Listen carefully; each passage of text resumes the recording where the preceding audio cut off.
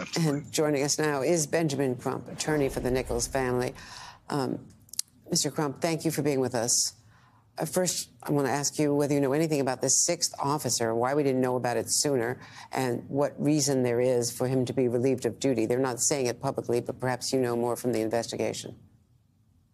Well, Andrea, what we know is that 5 minutes of the video being released, several people contacted me directly, as well as people on social media, saying what Mr. Wells, Tyree's father, has said from day one. Who is this guy? Why hasn't he been terminated? Why hasn't he been arrested? Because he also was assaulting his son. We know that he's been relieved of duty. We think that he should be terminated like the other 5 black officers that were terminated. And so when we look at the initial police report, we think that it is ripe with conspiracy to cover this matter up. When you look at that initial police report and you look at this tragic video documenting the last minutes of Tyre Nichols' life, you know that people were lying on that police report. So did he have something to do with that? We have a lot of questions that has to be answered over this 6th officer as well as others. Is he at all visible on the video? Forgive me for not knowing that. He is. His hand is there, but then you see him talking during the first altercation when the officer is trying to get the pepper spray out of his eye. And somebody, Andrea Mitchell, says on that video, we think it's him, we're trying to verify that I hope when they catch him that they stomp him. Well, that brings me to another question, which is that they seem to be saying things like, we're trying to handcuff him and things relating to his hands when his hands are clearly up. They seem to be creating a false narrative through statements that they knew would be in audio on the body cams, and they clearly had no way of knowing or didn't seem to realize that there was an overhead camera, a stationary camera as well. Am I right about that? Or is, are you reading anything into what they physically said? No, you're absolutely right about it. And the fact that they continue to try to make this false narrative tells you that it's more attempts at conspiracy.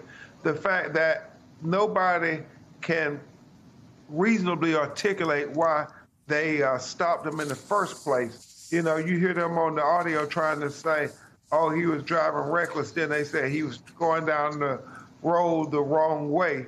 Well, we don't see any evidence of that whatsoever. And so we have to get to the bottom of everything that led to the death of Tyre Nichols, which is very similar to what we had to do in the tragic killing of Breonna Taylor. We had to just keep digging and digging and digging. And it is such a coincidence, Andrea Mitchell, that Tyre Nichols and Breonna Taylor were born on the same day and the same year.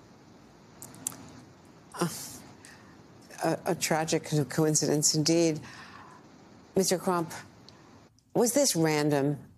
I mean, he was a couple of blocks from home. This was the route he took every night. He worked with his father at FedEx. His mom made dinner and the lunch break meal for him. Was this random, or do you have any suspicion or information that he was in some way targeted, that they knew who they were following? Because traffic stops were not supposed to be part of their beat. That wasn't what the Scorpion unit supposedly did. We're continuing to dig to find out the truth of the matter, but everything based on what we know now was this was a regular stop that this Scorpion unit engaged in all the time in this community. In fact, we have 2 other young African-American men who have come forward to us that we're representing that have alleged that they have been stopped by this same Scorpion unit. In fact, one of them is a young man who happened to be stopped just 4 days before Tyre Nichols was stopped. And he was going to get pizza. He said they stopped him at the stop sign. They grabbed him out the car. They used all kind of profanity to him. They assaulted him and put a gun to his head while he was on the ground. Thank God he survived. And then the next day, he called the internal affairs at the Memphis Police Department twice, and they never responded to him. And you just want to believe, had they responded to him, maybe Tyre Nichols would not have suffered this fatal encounter 3 days later. And I had heard that, which makes me think, maybe want to know more about this police department and that unit, because they've been praised for their relatively rapid response in comparison to others of these horrible incidents that took years before anyone got, charged or even dismissed. But why was the Scorpion unit so unchecked? Why were young officers without supervision in it? What was their purpose? I know they've been disbanded now, but that's after Tyre is dead. Yeah, and Andrea, this is not unique to Memphis. Right. These organized crime units, often known as the Jump Out Boys in many communities of color. Now, they don't do this in white communities, but they do it in communities of color where they are very aggressive. They trample on the constitutional rights of the citizens. They engage in excessive force, almost with impunity. And when you watch the end of this video, Andrea, you will see they're acting so nonchalantly. I mean, it's like business as usual. Tyre is on the ground moaning in obvious distress. Nobody's rendering aid to them. Like they have done this before over and over again in our civil rights wrongful death lawsuit on behalf of his family.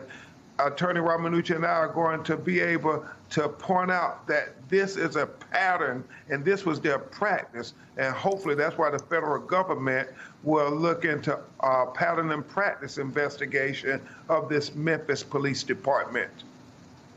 Which is the terminology, the legal terminology for when they have a legitimate civil rights investigation into practices in these departments.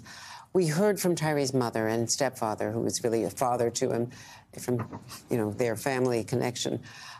They joined you on Morning Joe earlier. I want to play part of what we heard from Rovon Wales.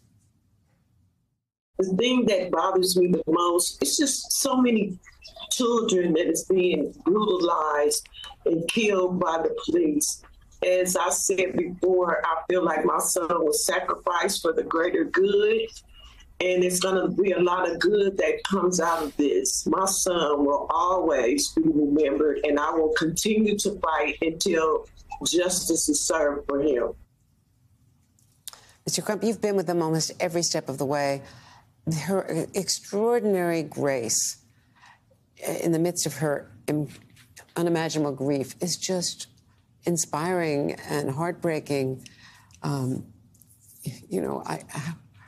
do you describe these people, these parents, and what they're going through and how they're responding?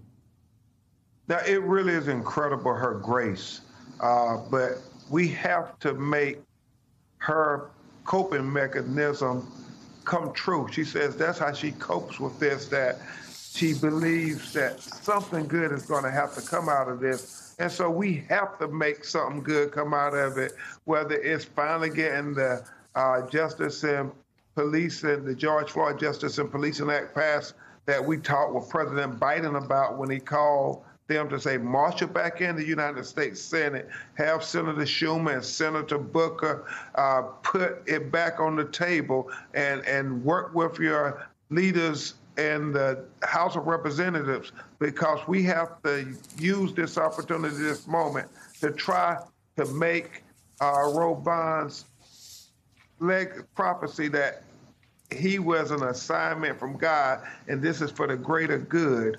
We know, Andrea, and I want to be exceedingly clear about this, we know that those 5 black police officers were arrested, terminated, and charged within less than 20 days after this tragic killing that was captured on video of them engaging in excessive use of force.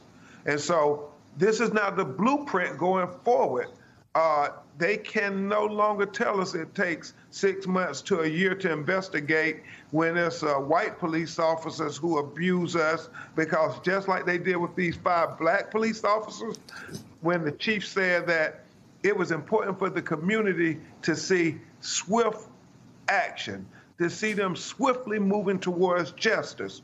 Well, where it doesn't matter whether it's black police officers or white police officers, we want to see the same swiftness from now on when they kill us in the future, whether it be white officers who kill Eric Gardner in New York, who kill Laquan McDonald in Chicago, who killed E.J. Bradford in Montgomery, Alabama, who killed Terrence Crutcher in Tulsa, Oklahoma, who killed Pamela Turner in Houston, Texas. All these captured on video, but yet we had to go a year or 2 years on an investigation when they saw the video day one.